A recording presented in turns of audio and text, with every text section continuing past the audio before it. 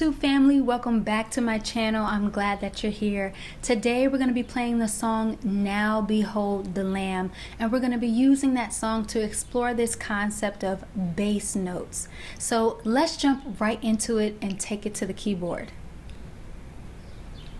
So we're going to be in the key of C major today, and here are the notes.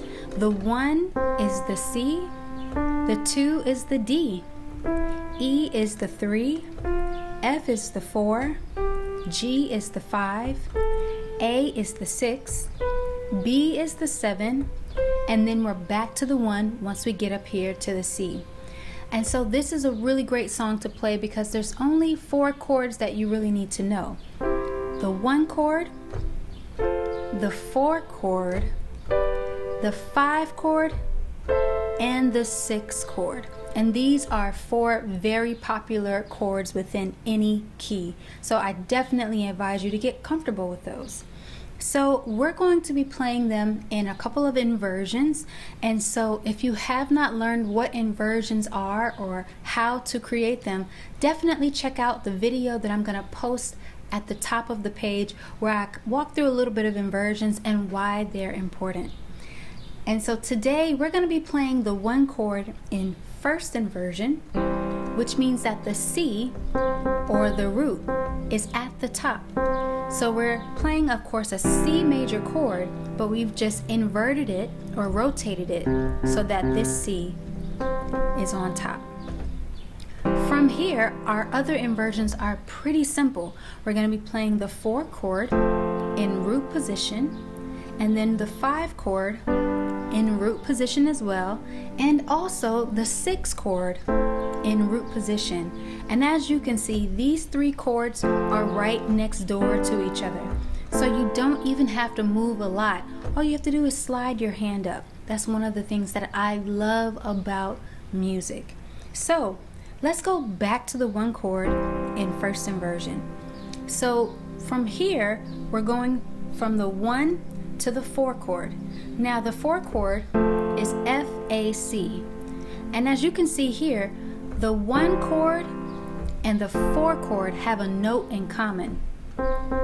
It's that C.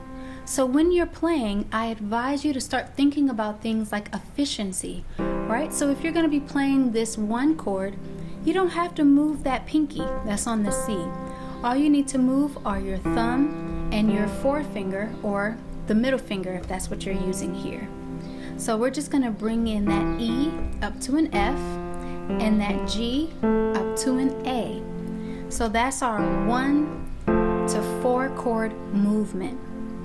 From here, everything just slides up, which is really nice. 4 chord, 5 chord, 6 chord.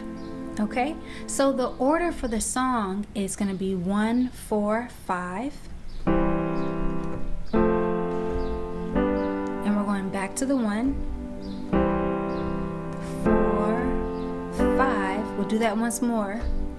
The 1, 4, 5, and then the 6, and then we're going to end with the 4, the 5, and back to the 1 chord.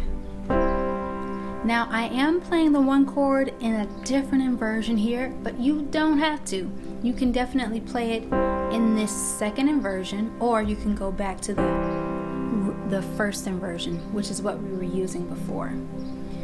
Okay, so now that we have that in place, don't worry, we're definitely going to go through it again a little bit slower, but I really want to highlight for this particular song the idea of bass notes. So typically, when you're playing a 1 chord, no matter what inversion it's in, most of us, especially as beginners, we tend to put the root in the bass. And that's only natural because we're playing a C chord, so you think to have, okay, let me have the C in the bass. However, with any chord, if you have multiple notes in the chord, you can actually use any of those notes in the bass. So if I'm using the C, I'm using the root note as the bass note. However, I can also use the E. I can also use the G. So for that reason, that gives us a little bit more variety with our music. So I'm going to go back to this one chord in first inversion. I can play it with the C in the bass, and that's not going to be bad at all. I could do 1, 4, 5. There's nothing wrong with that. However, in order to create a smooth bass line, what I could choose to do, instead of having the C, is to choose the E. Why would I want to choose the E? Well, because the E is right next door to the F, which is where I'm going next, right? And then the F is right next door to the G, which is where I'm going next.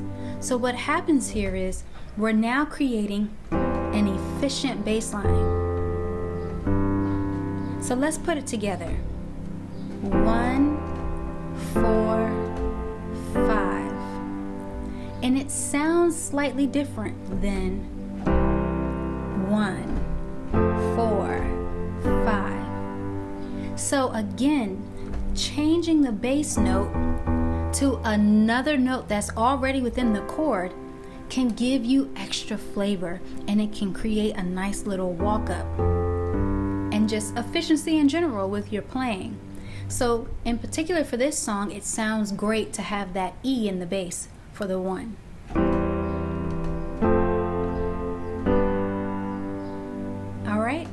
So let's put those chords together so that we can have an idea of what it sounds like. And I'll also sing it.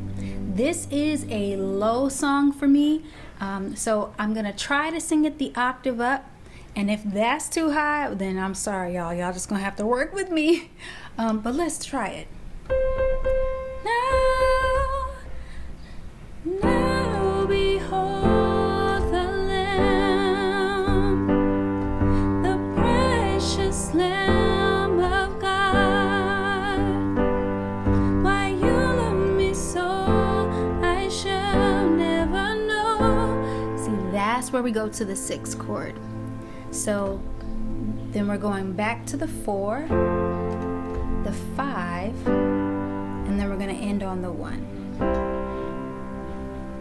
And that is the song. That is the progression for Now Behold the Lamb.